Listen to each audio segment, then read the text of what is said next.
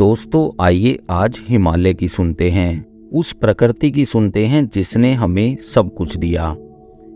मैं हिमालय बोल रहा हूँ, एक पिता की तरह खड़ा रहा मैं हर वक्त तुम्हारे लिए। तुम्हें अपनी गोद में लिए तुम्हारी हर जरूरत पूरी की मैंने, पर लोभी मनुष्य तू मुझे समझ न सका। तूने खुद को आधुनिक बनाने के लिए मेरे दिल में न जाने कितने छेद कर दिए। नदियों का रुख तक तूने बदल दिया, पर तूने मुझे क्या दिया। दोस्तों आज जोशीमठ में हो रहे भूस्खलन से पूरा देश आहत है। सरकार ने भी कई मीटिंग बिठाई हैं, पर क्या हो पाएगा जोशीमठ पहले जैसा। हर वह मनुष्य जो हिमालय और प्रकृति से अगाध प्रेम करता है। दोस्तों आइए जानते हैं जोशीमठ का दर्द। आने वाले समय में क्या जोशीमठ विलुप्त हो जाएगा, या फिर भविष्यवाणी के अनुसार जो कि बद्रीनाथ जी का रास्ता यानी कि प्रवेश द्वार माना जाता है, जय और विजय पर्वत दोनों आपस में मिल जाएंगे। क्या भविष्य बद्री में श्री बद्रीनारायण के दर्शन होंगे। दोस्तों आइए इन्हीं सभी सवालों के जवाब ढूंढने की कोशिश करते हैं। जोशीमठ न कि धार्मिक दृष्टिकोण से बल्कि सामरिक दृष्टिकोण से भी भारत के लिए बहुत ही महत्वपूर्ण है। दोस्तों जोशीमठ चमोली जिले में स्थित है। इस जोशीमठ में ही धार्मिकता का केंद्र और 4 धामों में से एक श्री बद्रीनाथ धाम है, और लाखों की संख्या में श्रद्धालु यहाँ आते हैं और दर्शन करते हैं। जोशीमठ उन 4 मठों में से भी एक है जिसकी स्थापना खुद गुरु आदि शंकराचार्य ने की थी। जोशीमठ का असली नाम ज्योतिर्मठ है। मान्यता है कि आदि शंकराचार्य ने यहाँ घोर तपस्या की थी। जोशीमठ में मात्र बद्रीनाथ धाम ही नहीं बल्कि कई अन्य प्रसिद्ध मंदिर भी हैं, जिसमें से नरसिंह मंदिर बहुत ही पौराणिक व प्रसिद्ध मंदिर है। वो भगवान नरसिंह का जो मंदिर है वो स्वयंभू शालिग्राम है। इस मूर्त को किसी ने नहीं बनाया है। ये भगवान नारायण जो है वो स्वयं प्रकट हुए हैं जी।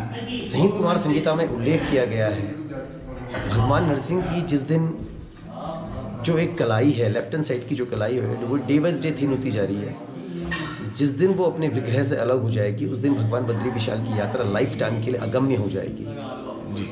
उसके बाद यहाँ से जोशीमठ से 17 किलोमीटर आगे जाकर भविष्य बद्री एक जगह है जहाँ पर भगवान नारायण स्वयं प्रकट हो चुके हैं। तो ये तो विधि का विधान है, जिस दिन भगवान की नियति में ऐसे लिखा होगा उस दिन वो भगवान जो है वहाँ अवतार लेंगे जी। धन्यवाद जी।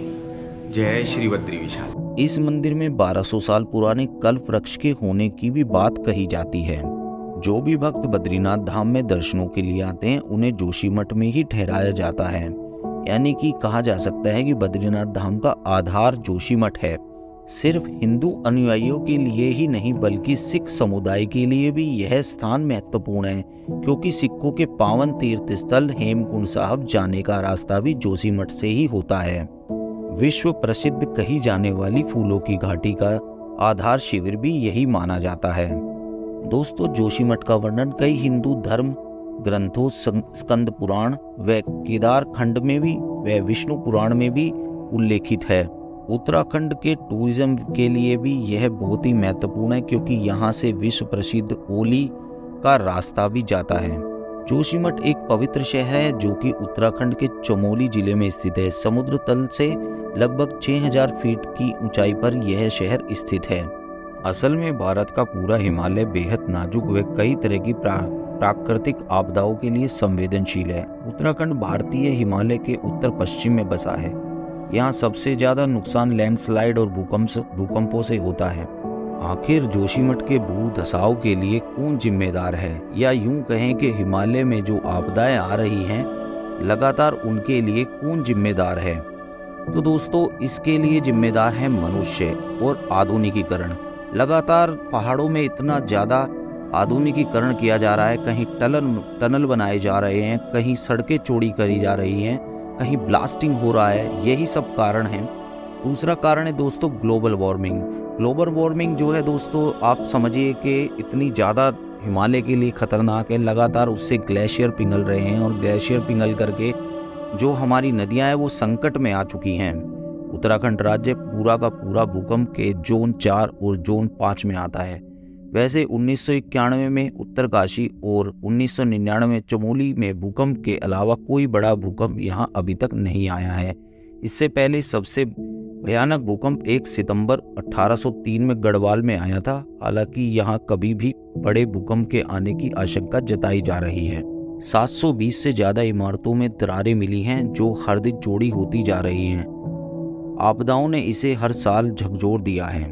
लगातार यहाँ एनटीपीसी के द्वारा बनाई गई टनलों और लगातार विस्फोट किए गए। यहाँ रेलवे का भी कार्य प्रारंभ हो चुका है। इन्हीं कारणों से जोशीमठ जो है दोस्तों भूदशाओं की चपेट में आ चुका है। साल 1976 में चेतावनी जारी की गई थी कि उत्तराखंड के जोशीमठ की भौगोलिक हालत ठीक नहीं है। सुधार के लिए विकास और प्रकृति में वैज्ञानिक संतुलन जरूरी है, लेकिन मानता कौन है? नए लोग मानते हैं, नई सरकार और प्रशासन। पहले ये समझिए कि क्या जोशीमठ ही सबसे ज्यादा खतरे में है? नहीं, पूरा का पूरा उत्तराखंड ही हिमालय के सबसे नाजुक और युवा हिस्से पर बैठा है। भूस्खलन, भूकंप, बाढ़, बादल फटना, हिमस्खलन और सूखा किस जैसी आपदा पर आज की स्थिति यह है, जोशीमठ डूब रहा है, लगातार धंस रहा है। पर दोस्तों यहाँ लोगों की समस्या यह है कि जाएं तो जाए कहाँ। सदियों से रह रहे लोग, जिनके पूर्वजों ने यह मकान बनाए थे या वह खुद ने मकान बनाए थे, आज उनके सामने बहुत ही विकट समस्या आ खड़ी हुई है कि आखिर आज इन घरों को छोड़कर, इन मकानों को छोड़कर कहाँ जाएं। दोस्तों आज हम सभी को, सरकार को, प्रशासन को आकर के इन सभी लोगों के परिवारों के साथ खड़ा होना चाहिए और इस विकट समस्या का समाधान हमें एकजुट होकर के करना चाहिए।